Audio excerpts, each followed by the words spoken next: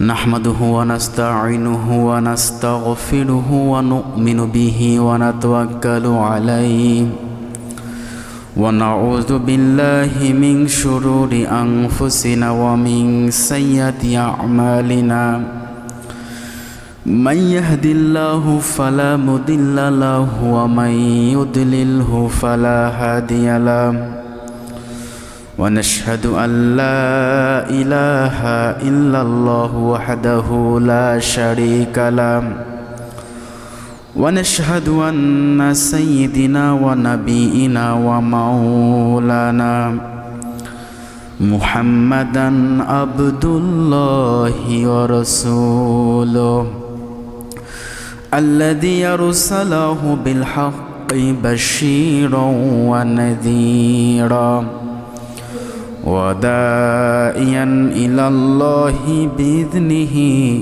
وسراجا منيرا فقد قال الله تعالى في كلامه المجيد وفي فرقانه الحميد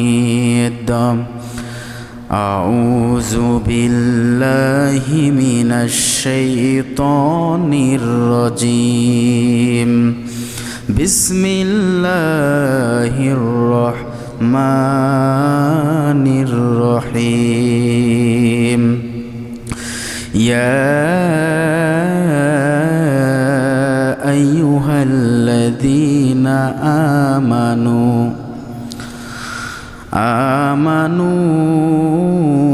إذا نودي للصلاة من يوم الجمعة فاسعوا إلى ذكر الله وذروا البيع ذلكم خير لكم إن كنتم تعلمون صدقت يا رب العالمين الحمد لله উপস্থিত পবিত্র মাহে রমাদান মাসের সমাপনীতম জুমার সম্মানিত মুসলিম ইকরাম, আল্লাহ তাআলার দরবারে শুকরিয়া আদায় করি। আল্লাহ পাক আমাদের সকলকেই এই পবিত্র জুমাতুল বিদা অর্থাৎ রমাদান মাসের শেষ জুমায় মসজিদে আসার, বসার, তার গোলামি করার, পবিত্র জুমার 2 রাকাত নামাজ আদায় করার সুযোগ দান করলেন। মন থেকে আল্লাহ তাআলার দরবারে শুকরিয়া আদায় করি, বলি আলহামদুলিল্লাহ। সাথে সাথে দরুদ ও সালাম পেশ করি আমাদের নবী, নবীদেরও নবী, সেরা নবী সরওয়ারে কায়নাত, বিশ্বজাহানের নেতা হযরত মুহাম্মদ রাসূলুল্লাহ বলি সাল্লাল্লাহু আলাইহি ওয়াসাল্লাম। সম্মানিত হাজিরিন, আপনারা সবাই জানেন আজকে রমাদান মাসের ৫মতম জুমা। আলহামদুলিল্লাহ, এ মাসে রমাদান মাসে এবার আমরা জুমা পেয়েছি 5টা। অন্যান্য বার কিন্তু পাই আমরা কয়টা? 4টা পাই। সাধারণত 4টাই চলে যায়, কিন্তু এবার 5টা পেয়েছি। আর আজকেই শেষ জুমা, আজকেই শেষ ইফতার। আমরা সবাই এটাকে, আলেম ওলামাগণ তাদের ভাষা এটাকে জুমআতুল বিদা বলে। জুমআতুল বিদা কোরআনের মধ্যে নাই, আছে ইয়াউমুল জুমুআ, কিন্তু জুমআতুল বিদা এই কারণে বলা হয় আজকে শেষ জুমা। আজকের জুমার মাধ্যমেই রমাদানের সমাপ্তি হবে এ বছরের জন্য। আল্লাহ পাক সামনের রমাদান কার কপালে রাখবে আর কার কপালে রাখবেন এটা আমরা বলতে পারবো? আল্লাহ পাক ভালো জানে। তা আজকের জুমাটা আমাদের জন্য খুবই গুরুত্বপূর্ণ জুমা। রাসূল সাল্লাল্লাহু আলাইহি সাল্লাম বলেছেন, সূর্যোদয়ে উদয় হয় যে দিনগুলো থেকে, যে দিন সূর্যোদয় উদয় হয়, এই সূর্য উদয়ের মাধ্যমে যে দিনগুলো শুরু হয়, সেই দিনের মধ্যে সর্বোত্তম দিন হচ্ছে ইয়ামুল জুমার দিন, মানে শুক্রবার দিন। কোনো দিন আছে যে সূর্য উদিত হয় না? আছে এরকম? প্রতিদিন সূর্য উদিত হয়, উদিত হওয়ার মাধ্যমেই একটা দিন শুরু হয়। আর আল্লাহ রসুল বলছে সূর্য উদয়ের মাধ্যমে যে দিনটা শুরু হয়, তার মানে প্রতিদিন সূর্য তো উদয় হবেই, যে দিনটা শুরু হয় তার ভিতরে সর্বোত্তম দিন হচ্ছে এই জুমার দিন। কেন জুমার দিন শ্রেষ্ঠ? এ কারণে জুমার দিন শ্রেষ্ঠ, আল্লাহ পাক রব্বুল আলামিন আদম আলাইহিসসালাতু ওয়াসসালামকে এই জুমার দিনেই সৃষ্টি করেছেন। এই জুমার দিনই আদম আলাইহিসসালাতু ওয়াসসালামকে জান্নাতে দাখিল করা হয়। এই জুমার দিনই আদম আলাইহিসসালাতু ওয়াসসালামকে দুনিয়ার জমিনে প্রেরণ করা হয়। এই জুমার দিনই আদম আলাইহিসসালাতু ওয়াসসালাম দুনিয়া থেকে ইন্তেকাল করেন। এই জুমার দিনই আল্লাহ পাক দুনিয়াকে সৃষ্টি করেছেন। এই জুমার দিনই কিয়ামত সংঘটিত হবে। জুমার দিনের অনেক ফজিলত আছে। তাহলে জুমার দিনের গুরুত্ব আছে না নাই? একদিক থেকে তো গুরুত্ব অপরিসীম, আর এক দিক থেকে আজকে শেষ রমাদান এবং জুমাতুল বিদা। আল্লাহ রসুল সাল্লাল্লাহু আলাইহি সাল্লাম বলেন যে পরপর কোনো ব্যক্তি যদি 3 জুমা মসজিদে এসে জুমার নামাজ আদায় না করে, তার অন্তরের মধ্যে আল্লাহ পাক মোহর মেরে দেন। মোহর তো বুঝি আমরা নাকি? অনেক সময় আসে না, এরকম মুসল্লিও পাওয়া যায় যারা পরপর 3টা জুমা মিস করে ফেলছে কোনো কাজে বা কোনো ব্যস্ততার কারণে, এরকম হয় না? তাহলে কিন্তু তার মনের মধ্যে আল্লাহ পাক অন্তরের মধ্যে মোহর মেরে দেবে। আল্লাহ ভীতি, আল্লাহর ভয় তার অন্তরের মধ্যে আর পয়দা হবে না, জাগ্রত হবে না। এজন্য জুমার নামাজ মিস করতে নেই, মিস করাই যাবে না, কখনোই করবেন না। জুমার নামাজ মিস করা যাবে না। 3টা জুমা মিস করলে আল্লাহ পাক অন্তরের মধ্যে মোহর মেরে দেবে, রাসূল সাল্লাল্লাহু আলাইহি সাল্লাম বলেছেন। সম্মানিত হাজিরিন, এই জুমার দিনে আল্লাহ রসুল সাল্লাল্লাহু আলাইহি সাল্লাম হাদিসের মধ্যে বর্ণনা করেছেন, আবু দাউদ শরীফের 1046 নং হাদিসের মধ্যে আছে, এই জুমার দিনে দাউদ আলাইহিসসালাতু ওয়াসসালামের সন্তান পুত্র হজরত সুলাইমান আলাইহিসসালাতু ওয়াসসালাম স্বয়ং জিন দিয়ে এই মসজিদুল আকসা পূর্ণ নির্মাণ করেছেন। আগে তো নির্মাণ ছিল, পূর্ণ নির্মাণ করেছেন, যেটা মুসলিম জাতির প্রথম কিবলা হিসেবে আমরা সবাই এটা জানি। তো এই জুমার দিনের গুরুত্ব অনেক অনেক গুণে বেশি, কিন্তু আমরা তো জানি না, এজন্য আমরা অনেক সময় এটাকে গুরুত্ব দিতে চাই না, কিন্তু গুরুত্ব দিতে হবে। আল্লাহ পাক রব্বুল আলামিন বলেন, ইয়া আইয়ুহাল্লাযীনা আমানু ইযা নুদিয়া লিস-সালাহ লিয়াউমিল জুমুআতি ফাসআউ ইলা যিকরিল্লাহ ওয়া যারুল বাই'আ যালিকুম খায়রুল লাকুম ইন কুনতুম তা'লামুন। সূরা জুমার মধ্যে পাবেন 9 নম্বর আয়াত। আল্লাহ পাক রব্বুল আলামিন ডাক দিয়ে বলছেন মুমিন বান্দাদেরকে, ইয়া আইয়ুহাল্লাযীনা আমানু। ইয়া মানে হে, আল্লাযীনা ইসমে মাউসুলের সিগা। আল্লাযীনা মানে যে বা যাহারা ঈমান এনেছ। এই আল্লাযীনার ভিতরে আমরা সবাই কিন্তু আছি। আল্লাযীনা আল্লাহ পাক ডাক দিয়ে বলছেন, আল্লাযীনা যে এবং যাহারা নিজেকে মুমিন ঈমানদার হিসেবে দাবি করো, শোনো তাদেরকে বলছি, ইয়া আইয়ুহাল্লাযীনা আমানু, যারা ঈমান এনেছ, ইযা নুদিয়া লিস-সালাতি মিন ইয়াউমিল জুমুআ, যখন জুমার দিনে মুয়াজ্জিন তোমাদেরকে সালাতের জন্য আহ্বান করবে, মাইকের মধ্যে ডাক দিয়ে বলবে, আল্লাহু আকবার, আল্লাহু আকবার, আশহাদু আল্লা ইলাহা ইল্লাল্লাহ, আশহাদু আন্না মুহাম্মাদুর রাসূলুল্লাহ, হাইয়া আলাস সালাহ ডাক দেবে, হাইয়া আলাল ফালাহ বলে তোমাদেরকে ডাক দেবে, কল্যাণের জন্য আসো, সালাতের জন্য আসো। তখনই তোমরা সব বেচা কেনা বন্ধ করে দেবে। কেউ যদি মাঠের মধ্যে কাজ করো, কাজ ব্রেক করে দাও, ব্যবসা করছো, দোকান বন্ধ করে দাও, অফিস চলছে, অফিস বন্ধ করে দাও, বেচা কেনা বন্ধ করে দিয়ে যিকরিল্লাহ, আমি রবের ডাকে সাড়া দিয়ে মসজিদে ছুটে এসে তোমরা আমি রবের হুকুম পালন করো, জুমার 2 রাকাত ফরজ নামাজ আদায় করো। এ কথা আল্লাহ পাক বলেছেন পবিত্র কোরআনুল কারীমের সূরাতুল জুমার 9 নম্বর আয়াতে। কথা বুঝছেন আমার? আল্লাহ পাক সবাইকে বলছেন যারা ইমানের। এখন এই ইমানদারদের ভিতরে কিন্তু সবাই নাই, বুঝছেন আমার কথা? ইয়া আইয়ুহাল্লাযিনা আমানু ইযা নুদিয়া লিস-সালা মিন ইয়াউমিল জুমুআতি ফাসসাউ ইলা যিকরিল্লাহ। এই জিকির মানে নামাজ। এর আগে একবার আলোচনা করেছিলাম জিকিরের 5টি শব্দ আছে অর্থ। জিকির মানে নামাজ, জিকির মানে আল্লাহর বিধান, জিকির মানে আল্লাহর আইন, এভাবে 5টা অর্থ কমপক্ষে আছে। তার মধ্যে এটা একটা, জিকির মানে নামাজ। জিকির মানে কি?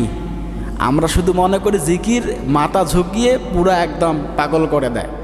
বিশেষ করে এই মাছ ভ্যান্ডারগুলো আছে, এদের জিকির দেখবেন নাচা নাচি। দেখি তো যিনি জিকির করাচ্ছেন বক্তা, ওনার কাঁধের উপর লাফ দিয়ে গিয়ে ওঠে জিকির করে, ওনাকেও ফেলে দেয়, মাইক্রোফোন টাইক্রোফোন সবগুলো আউট করে দেয়, এমন অবস্থা। এর নাম জিকির? আল্লাহ পাক বলছেন জিকির, নামাজের দিকে আসো। মুয়াজ্জিন তোমাদেরকে আজানের মাধ্যমে আহ্বান করেছে, সব বেচা কেনা বন্ধ করে দাও, কাজকর্ম স্টপ করে দাও, স্টপ করে দিয়ে তোমরা জুমার নামাজের জন্য আসো। এর নাম হচ্ছে জিকির। তাহলে জিকির মানে কি বলেন তো? নামাজ। জিকির মানে নামাজ, সালাত। যদি তোমরা বুঝতে পারো, যদি তোমরা জানো এটার মধ্যে কল্যাণ আছে, এটার মধ্যে সাফল্য তোমাদের মধ্যে আছে, এটার মধ্যে সাফল্য আছে, যদি তোমরা বুঝতে পারো। ফাসআউ ইলা যিকরিল্লাহি ওয়া যারুল বাই যালিকুম খায়রুল লাকুম ইন কুনতুম তা'লামুন। এখানে খয়র কথাটা আছে, সব থেকে উত্তম হচ্ছে এটাই, খায়রুল লাকুম ইন কুনতুম তা'লামুন। যদি তোমরা জ্ঞানী হও, যদি বুঝতে পারো, তাহলে তোমরা এটা করবা। তার মানে জুমার যখন আজান হয়, যারা জ্ঞানী মানুষ তারাই কাজকর্ম স্টপ করে দিয়ে মসজিদের মধ্যে আগে আগে আসে। এরা জ্ঞানী লোকের পরিচয়, এটাই হচ্ছে আলেম। ঠিক কিনা বলেন? যাদের জ্ঞান আছে। আল্লাহ পাক রব্বুল আলামিন আমাদের সকলকেই এই জ্ঞানীদের কাতারে শামিল করুক, সকলে বলে আমিন। সম্মানিত হাজিরিন, আজকে জুমাতুল বিদার দিনে এই যে 30 দিন সাহরি করলাম, 30 দিন ইফতার করলাম, তারাবি পড়লাম, রোজা রাখলাম, কার রোজা আল্লাহ পাকের দরবারে কবুল হয়েছে আর কার কবুল হয় নাই বুঝতে পারছি আমরা কেউ কিন্তু জানি না। এখন কবুল হয়েছে কি হয় নাই, এটা আল্লাহ পাকের সাথে বান্দার সম্পর্ক। বুঝছেন আমার কথা? এটা আপনি জানেন আর আপনার মনিব জানে। নিজেকেই প্রশ্ন করলে বুঝতে পারবেন। আমরা শুধু মানুষদের দিকে তাকাই। খেয়াল রাখবেন, মানুষকে একটা আঙ্গুল দেখালে বাকি 4টা 3টা আঙ্গুল কিন্তু আমার নিজের দিকেই আসে। আসে কি আসে না? ওনাকে একটা আঙ্গুল দেখাচ্ছি, বাকি 3টা আঙ্গুল আমার দিকে চেয়ে আছে। আগে তুই নিজে দেখ তোর আমল ঠিক আছে কি নাই। এরকম হয় কি হয় না? এজন্য আমলের ব্যাপারটা, এটা আল্লাহ পাকের সাথে বান্দার সম্পর্ক। এমন কিছু আমল আছে যে আমলগুলো আপনি মানুষকে বলবেন না, বলা যায় না। তাহাজ্জুদের নামাজ আদায় করেন, মানুষকে বলবেন না, কখনোই প্রকাশ করবেন না, প্রকাশ করার দরকার নাই। তবে হ্যাঁ, প্রকাশ করা যাবে, কাউকে উদ্বুদ্ধ করার জন্য, মোটিভেট করার জন্য আপনি করতে পারেন, এটা আলাদা হিসাব। যেমন সাহাবীদের মধ্যে এরকম প্রতিযোগিতা ছিল, কেউ তাহাজ্জুদ ধীরে ধীরে পড়ছে, আবার কেউ জোরে জোরে তেলাওয়াত করে তাহাজ্জুদ আদায় করছে। এটা সাহাবীদের মধ্যে ছিল, আল্লাহ রসুল এটা ফলো করতেন। কিন্তু এমন কিছু আমল আছে যে আমলের কথা মানুষদেরকে বলবেন না, বললেই আপনার আমল নষ্ট হয়ে যাবে। কারণ আমলের মধ্যে যদি এতটুকু রিয়া ঢোকে, রিয়া তো বোঝেন, অহংকার, যে এই আমলটা আমি করলাম, আমি অমুককে বলবো বা বলা হবে, বললে আমাকে ভালো ভাববে, আমাকে ভালো হুজুর ভাববে, আমাকে ভালো আমল আখলাক ভালো মানুষ হিসাবে মনে করবে, এই আমল কখনোই করবেন না। এরকম কোনো আমল মানুষকে বলবেন না বা মানুষকে দেখানোর জন্য করা যাবেও না। সম্মানিত হাজিরিন, এরকম আমল কি আমাদের করা যাবে? তো বান্দার সাথে আল্লাহ পাকের একটা কানেক্টেড একটা সম্পর্ক আছে, যেটা একদম পার্সোনাল।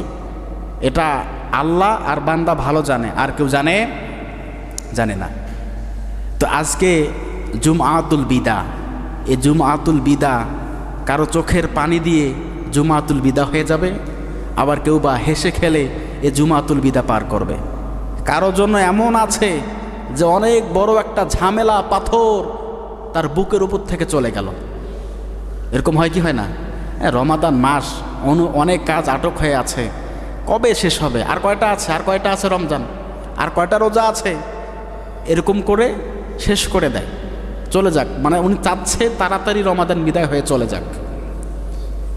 এটা হয় কি হয় না? যদি এরকম হয়ে থাকে তাহলে বুঝবেন আপনাকে শয়তান তাড়া করছে। কারণ রমাদান মাস রহমত বরকতের মাস। আল্লাহ পাকের শ্রেষ্ঠ রহমত বরকত নাজাত এই মাসের মধ্যেই নাজিল হয়। এর চেয়ে শ্রেষ্ঠ মাস আমরা পাবো না। তো এই মাস আমাদের কাছ থেকে আজকে বিদায় নিয়ে চলে যাচ্ছে। না জানি আল্লাহ পাক কার গোনা মাফ করেছেন আর কার গোনা মাফ করে নেই। আমরা চাই আল্লাহ পাক আমাদের এই রমাদানের মাধ্যমে আমাদের জীবনের সমস্ত গুনাহগুলো যেন আল্লাহ পাক মাফ করে দেয়। সকলে বলে আমিন। আল্লাহ রসুল সাল্লাল্লাহু আলাইহি সাল্লামের আগেও বলেছিলাম, রমাদান মাস পেল কিন্তু রমাদান মাসের ইবাদত বন্দেগী করে নিজের গুনাহ মাফ করে নিতে পারল না। আল্লাহ রসুল সাল্লাল্লাহু আলাইহি সাল্লাম তাদের জন্য বদদোয়া করেছেন, তাদেরকে লানত করেছেন। রমাদান মাস পেল অথচ সে রমাদান মাসে নিজের গুনাহ মাফ করে নিতে পারল না। তার থেকে কপাল পড়ার কে আছে, কে হতে পারে? আমরা চাই এই রমাদানে রোজা রাখার মাধ্যমেই, সাহরি করার মাধ্যমে, ইফতার করার মাধ্যমে, তারাবি পড়ার মাধ্যমেই, সারাদিন আল্লাহর ভয়ে না খেয়ে থাকার মাধ্যমেই আল্লাহ পাক যেন আমাদের সকলের জীবনের গুনাহ খাতাগুলো মাফ করে দেয়। সকলে বলে আমিন। আল্লাহ পাক রব্বুল আলামিন বলেন, আমি তোমাদেরকে দুনিয়ার জমিনে পাঠালাম একটা পরীক্ষার জন্য। পরীক্ষা কিন্তু সারাদিন চলে না, খেয়াল রাখবেন। আমি পরীক্ষা দেই যখন সেদিন শেষ পরীক্ষা হয়, যেদিন শেষ পরীক্ষা, 4টা পরীক্ষা বা 6টা পরীক্ষা হবে, 6টা পরীক্ষার শেষ নাম্বার পরীক্ষার দিনে যখন হলরুম থেকে বের হই, গেটের মধ্যে বের হই, এমন একটা আনন্দ লাগে যে আজ থেকে ঝামেলা শেষ। এরকম হয় কি হয় না? যারা পরীক্ষা দেয় তারা বোঝে যে সব পরীক্ষা আজ থেকে শেষ, এখন একটু টেনশন মুক্ত হইলাম। যদি পরীক্ষা ভালো হয় তাহলে না টেনশন মুক্ত থাকা যায় নাকি? যদি পরীক্ষা খারাপ হয় টেনশন বাড়বে না কমবে? টেনশন আরও বেড়ে যাবে। আল্লাহ পাক এই জন্যই বলছেন, আইয়ুকুম আহসানু আমালা, দুনিয়াটা তোমাদের জন্য পরীক্ষা স্বরূপ। আর এই পরীক্ষায় যারা পাশ করবে তাদের জন্যই আমি তৈরি করে রেখেছি উদ্যান, জান্নাত। এই দুনিয়াটা আমাদের জন্য কি স্বরূপ বলেন তো? পরীক্ষা স্বরূপ। আর আল্লাহ পাক বলছেন, আইয়ুকুম আহসানু আমালা, আমি দেখব এই দুনিয়াতে থেকে আমার কোন বান্দাটা বেশি নেককার, আমলে সলেহ করতে পারে, ভালো আমল করতে পারে, আমি এটা বাছাই করব, আমি এটা দেখব। তার মানে এই পরীক্ষার সরাসরি মালিক হচ্ছে আল্লাহ। আল্লাহ পাক এই পরীক্ষা আমাদের কাছ থেকে নিচ্ছেন। আমার কথা বুঝছেন? এখন আমরা সবাই পরীক্ষার মধ্যে আছি, আলমে আরওয়া। যখন রুহের জগতে ছিলাম আমাদের বাবাও ছিল না, ওই রুহের জগতে আল্লাহ পাককে সাক্ষী দিয়েছিলাম, রব্বে কারিম আপনি আমাদের রব। যখন আমরা দুনিয়াতে যাব আমরা শুধু আপনারই গোলামি করব, ইয়াকা নাবুদু ওয়া ইয়াকা নাস্তাঈন, এই কথার সাক্ষী আমরা তখনই দিয়েছিলাম রবকে। যখন আমাদেরকে আল্লাহ পাক বলে, আমি কি তোমাদের রব নই, আমি কি তোমাদের স্রষ্টা নই,